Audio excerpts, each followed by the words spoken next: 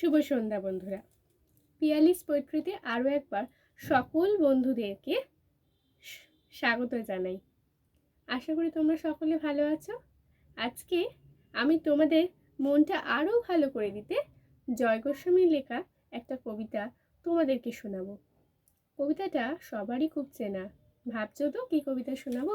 তার জন্য কিন্তু কবিতাটা মন দিয়ে শুনতে হবে। শুরু করি তাহলে। বেণীমাধব, জয় গোস্বামীর লেখা। বেণীমাধব, বেণীমাধব, তোমার বাড়ি যাব। বেণীমাধব, তুমি কি আর আমার কথা ভাবো? বেণীমাধব, মোহনবাসী তমাল তরুমূলে বাজিয়েছিলে। আমি তখন মালতী স্কুলে ডেস্কে বসে অঙ্ক করি।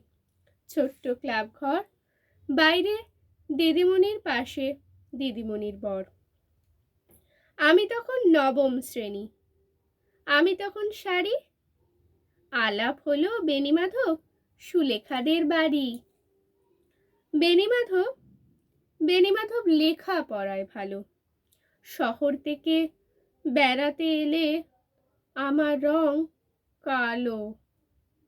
তোমায় দেখে এক দৌড়ে পালিয়ে গেছি ঘরে। বেণীমাধব, আমার বাবা দোকানে কাজ করে। কুঞ্জে অলি গুঞ্জে তবু ফুটেছে মঞ্জরি। সন্ধেবেলায় পড়তে বসে অঙ্কে ভুল করি।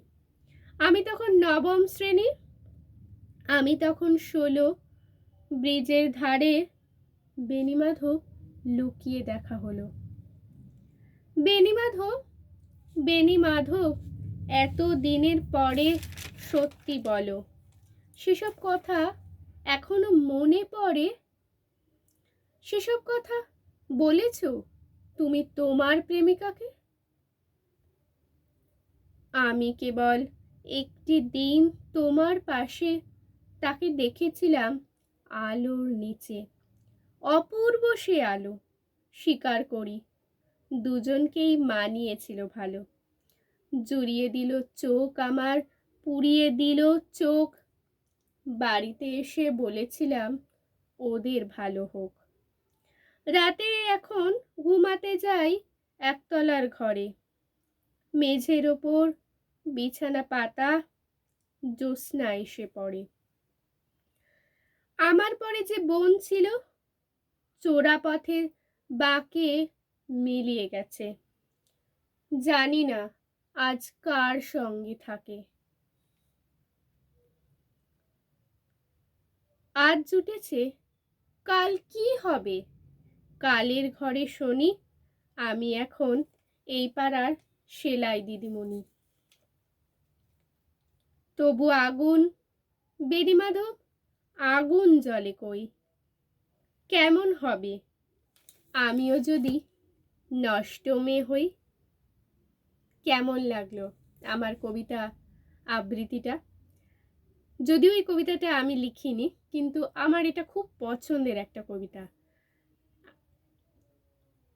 তোমাদের যদি আমার পাঠ করা এই কবিতাটা ভালো লাগে তাহলে অবশ্যই আমার চ্যানেলটাকে লাইক, শেয়ার এবং কমেন্ট করতে ভুলো না।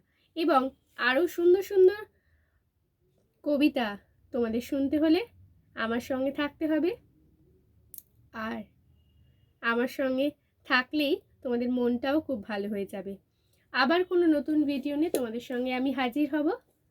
তাহলে বিদায় নি বন্ধুরা, টাটা, ভালো থেকো সকলে।